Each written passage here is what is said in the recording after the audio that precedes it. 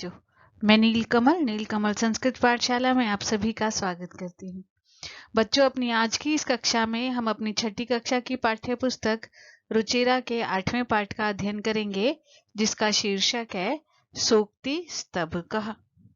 सूक्ति का अर्थ सुंदर उक्ति, सुंदर वचन, और स्तबक का अर्थ होता है बेटा गुच्छा या गुलदस्ता, सूक्तियों का गुलदस्ता, जिसके अंतर्गत हम बहुत सारी अच्छी बातें जो हैं वो सीखेंगे। अपनी आज की इस कक्षा में हम पाठ का सरलार्थ अर्थात श्लोकों के अर्थ जानेंगे और पाठ का अभ्यास कार्य भी करेंगे। अपना पाठ आरंभ करने से पहले जो नए बच्चे मेरे चैनल के साथ जुड़े हैं वो प्लीज चैनल को सब्सक्राइब करें व बेल आइकन दबाएं ताकि उनको आने वाली वीडियोस के नोटिफिकेशन मिलते रहें। बच्चों, आपको ये वीडियोस कैसे लग रहे हैं कमेंट बॉक्स में अवश्य लिखें, और यदि अच्छे लग रहे हैं तो दूसरे बच्चों के साथ शेयर करना बिल्कुल ना भूलें। तो चलिए बच्चों, शुरू करते हैं हम अपना आज का पाठ सूक्ति स्तबकः, जिसके अंतर्गत हम पाठ का सरलार्थ और अभ्यास कार्य अर्थात पाठ का संपूर्ण रूप से अध्ययन करेंगे।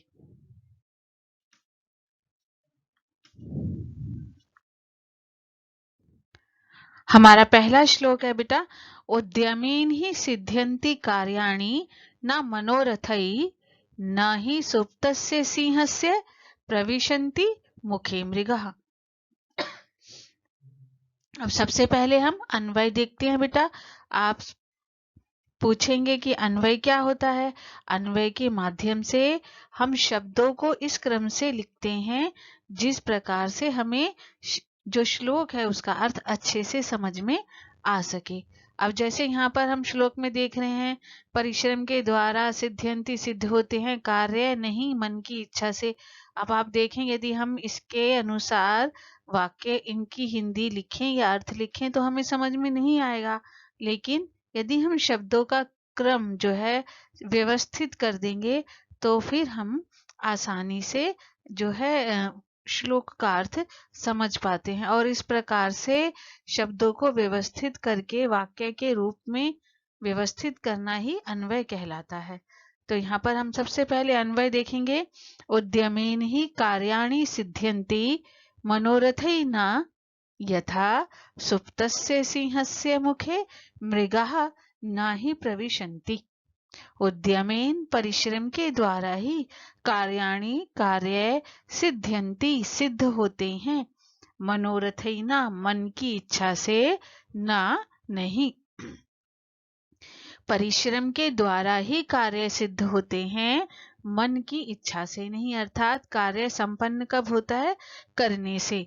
यदि हम ये सोचें, मन में इच्छा करें कि हमारा कार्य कंप्लीट हो जाए, हमारा कार्य पूरा हो जाए, तो क्या मन में इच्छा करने से कार्य संपन्न हो जाएगा?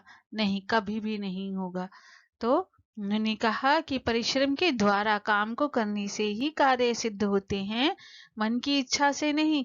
जैसे सुप्तस्य सोए हुए, सिंहस्य शेर के, मुखे मुख में, मृगः हिरण या पशु, ना ही प्रविशन्ति प्रवेश नहीं करते हैं, स्वयं ही प्रवेश नहीं करते हैं। शेर को जंगल का राजा माना जाता है, लेकिन शेर को भी शिकार करना पड़ता है। ऐसा नहीं होता बच्चों कि शेर के पास स्वयं ही पशु आ जाएं और कहें कि आप हमें खा लो, या शेर के मुख में आके पशु स्वयं ही प्रवेश नहीं करते हैं। तो परिश्रम के द्वारा ही जो है हमारा जो कार्य है, हमारे कार्य संपन्न होते हैं। और इसीलिए हमारे प्रथम श्लोक में हमें ये समझाया गया बहुत ही आसान भाषा में, आसान तरीके से, कि परिश्रम के द्वारा ही कार्य सिद्ध होते हैं, मन की इच्छा से नहीं। जैसे सोए हुए शेर के मुख में हिरण स्वयं ही प्रवेश नहीं करते हैं, अर्थात शेर को भी शिकार करना पड़ता है। हमारा अगला श्लोक है, पुस्तके पठितः पाठः जीवने नाएव साधितः किं भवेत् तेन पाठेन जीवने यो न सार्थकः। अन्वय, पुस्तके पठितः पाठः यदि जीवने नाएव साधितः तर्हि यः पाठः जीवने न सार्थकः तेन पाठेन किं भवेत्? पुस्तक में पठितः पढ़ा हुआ, पाठः पाठ। पुस्तक में पढ़ा हुआ पाठ यदि जीवन में नाएव साधितः उपयोग ही नहीं किया गया है।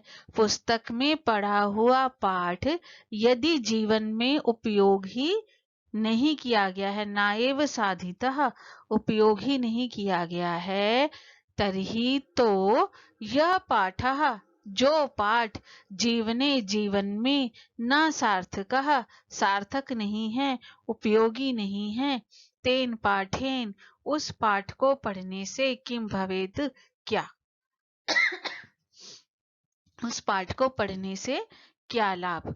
पुस्तक में पढ़ा हुआ पाठ यदि जीवन में उपयोग ही नहीं किया गया है, तो जो पाठ जीवन में उपयोगी नहीं है उस पाठ को पढ़ने से क्या?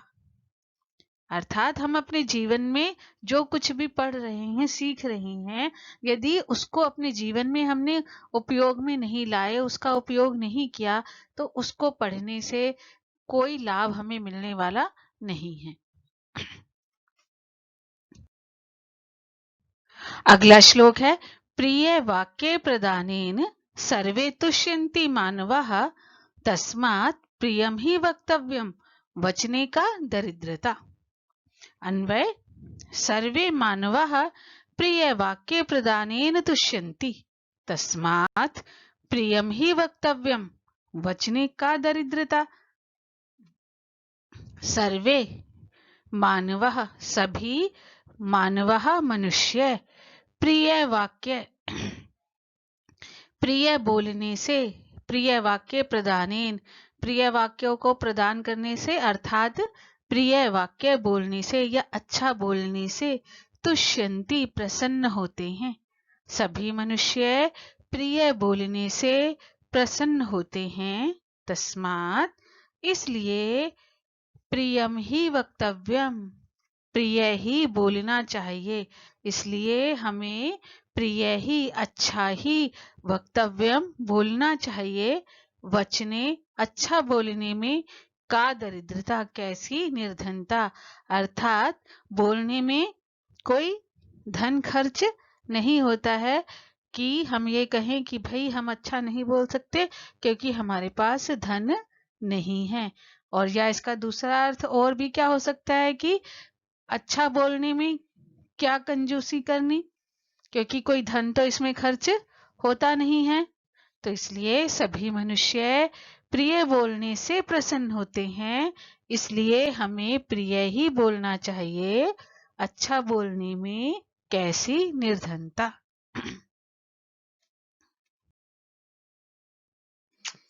गच्छन् पिपीलिको याति योजनानां शतान्य अपि अगच्छन् व्यन्तेयोऽपि पदमेकं न गच्छति।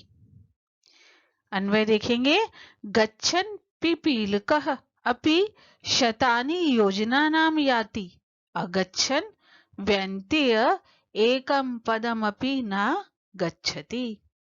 गच्छन् चलती हुई, पिपीलिकः चींटी। यहाँ ये नर चींटी के विषय में बात की जा रही है।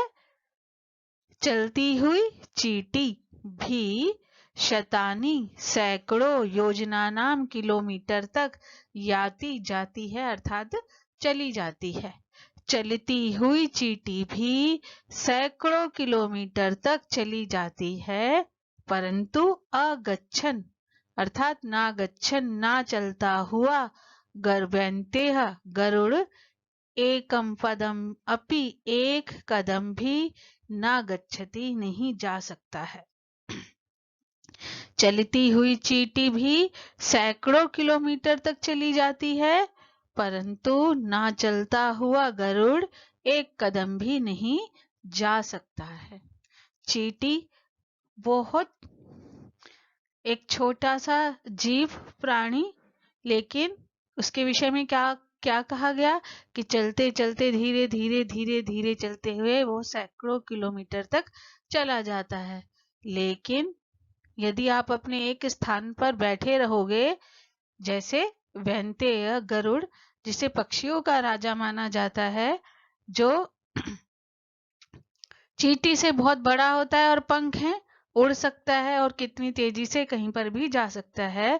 तो उन्होंने कहा कि ना चलता हुआ तो यदि गरुड़ भी है, यदि वो एक स्थान पर बैठा हुआ है तो वो एक कदम भी आगे नहीं बढ़ सकता है। फिर से वही चीज इसमें बताई गई कि परिश्रम का महत्व क्या होता है, कि यदि हम कोशिश करें, प्रयास करें, मेहनत करें तो हम बहुत आगे बढ़ सकते हैं। और यदि हम एक स्थान पर ही बैठे रहेंगे तो भले ही हमारी स्थिति कैसी भी हो, हम आगे नहीं बढ़ सकते। जैसे शेर के मुख में हिरन अपने आप प्रवेश नहीं कर रहा था, जंगल का राजा है, वैंतेय पक्षियों का राजा, लेकिन केवल एक स्थान पर बैठे रहने से वह आगे नहीं बढ़ सकता।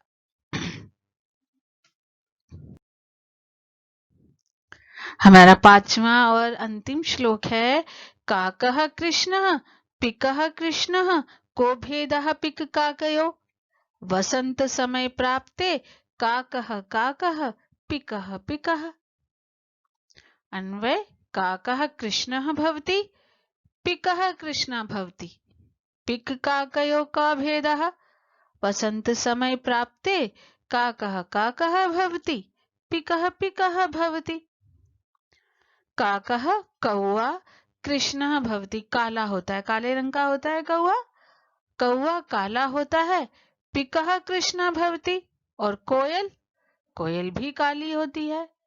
कौवा काला होता है, कोयल काली होती है। पिक काकयो, कोयल और काकयो, कौवे में का भेद, क्या अंतर है?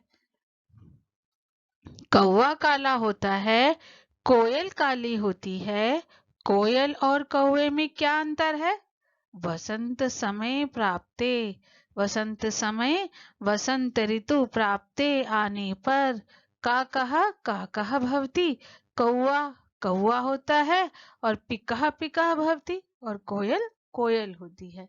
अर्थात जब वसंत ऋतु आती है तो कोयल जो है पंचम स्वर में गाती है, बहुत ही मीठा गाती है, मधुर गाती है, जो सबको अपनी ओर आकर्षित करती है, कानों को भी बहुत सुंदर लगता है, अच्छा लगता है। लेकिन कौवा तो वैसे ही काऊ काऊ करता है। तो उन्होंने कहा कि भले ही दोनों का रंग काला है, दूर से देखने पर शायद दोनों एक जैसे भी प्रतीत होते हैं, परंतु जब वसंत ऋतु आती है तो पता चल जाता है कि कौवा कौन है और कोयल कौन है। तो उन्होंने कहा कि वसंत ऋतु आने पर पता चलता है, कौवा कौवा होता है और कोयल कोयल होती है। तो बेटा ये था हमारा पाठ सूक्ति स्तबक, जिसमें हमने अलग अलग श्लोकों के माध्यम से बहुत अच्छी बातें सीखी। और जैसा हमारे एक श्लोक में कहा भी गया कि उस पाठ को पढ़ने से क्या लाभ, जो जीवन में सार्थक ना हो तो हम अपने पाठ को कैसे सार्थक करेंगे, कि जो अच्छी बातें हमने सीखी हैं उन्हें हम अपने जीवन में भी अपनाने का प्रयास करेंगे, कोशिश करेंगे कि हम भी उन बातों को सीखें।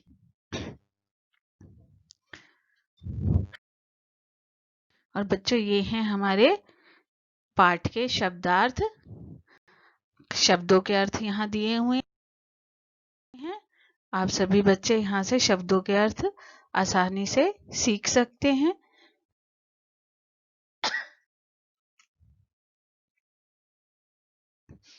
और अब शुरू करते हैं अपने पाठ का अभ्यास अर्थात प्रश्नोत्तर। हमारा जो पहला प्रश्न था उसमें था कि श्लोकों का पाठ कीजिए। श्लोकों का पाठ हम कर चुके हैं। अब हमारा दूसरा प्रश्न है, श्लोकांशान योजयत, श्लोक के अंशों को जोड़िए। यहाँ पर 2 कॉलम दिए हुए हैं। आपको बताना है कि पहले कॉलम में अर्थात क भाग में जो श्लोक के अंश दिए हुए हैं, उस श्लोक का अंश ख भाग में कहाँ पर है, और हमें इस प्रकार से वाक्य को पूरा करना है। सबसे पहले है तस्मात् प्रियम ही वक्तव्यम, इसलिए प्रिय ही बोलना चाहिए।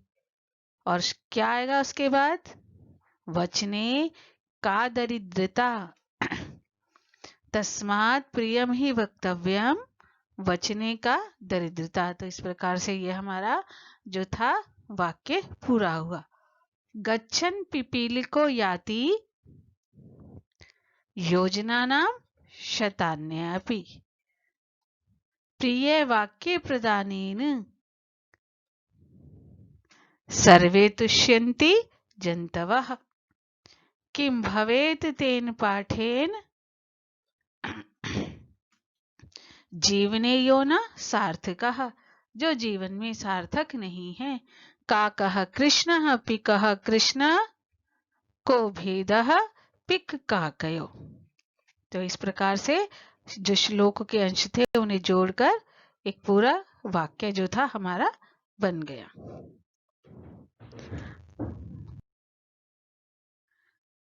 अगला प्रश्न है प्रश्नानाम उत्तराणि लिखित, प्रश्नों के उत्तर लिखिए। सर्वे जंतवः केन तुष्यन्ति, सभी प्राणी किसके द्वारा प्रसन्न होते हैं?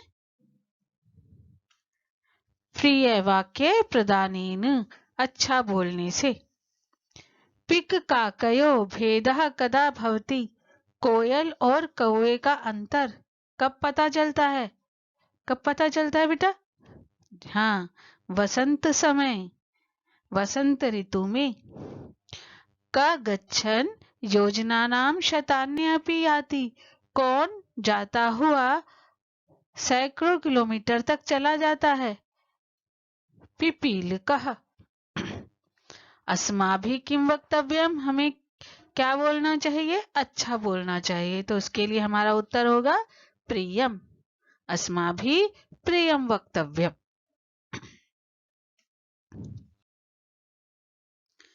अब है उचित कथनानां समक्षम आम, अनुचित कथनानां समक्षम न इति लिखत। सही कथनों के सामने हाँ और गलत कथनों के सामने ना लिखिए। कौवा काला नहीं होता, हाँ या ना? ना। अस्माभिः प्रियम वक्तव्यम, हमें अच्छा बोलना चाहिए। आम या ना? आम। हाँ, हमें अच्छा बोलना चाहिए। वसंत समय पिक काकयो भेदः भवति, वसंत ऋतु प्राप्त होने पर कोयल और कौवे का भेद होता है। हाँ, आम। वैन्तेय पशु अस्ति, गरुड़ पशु है। नहीं, न। वचने दरिद्रता न कर्तव्या, बोलने में कंजूसी या निर्धनता नहीं करनी चाहिए। आम, हाँ।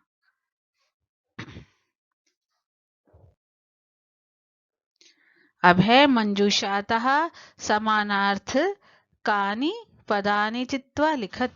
मंजूषातः समानार्थकानि पदानि चित्वा लिखत, मंजूषा से समानार्थक शब्दों को चुनकर लिखिए। यहाँ मंजूषा में शब्द दिए हुए हैं, नीचे हमें कुछ शब्द दिए हुए हैं।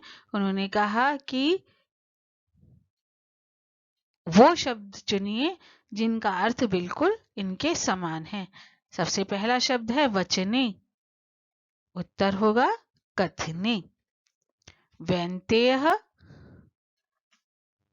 गरुड़ः पुस्तके ग्रंथे, उद्यमेन परिश्रमेण और पिकः कोकिलः।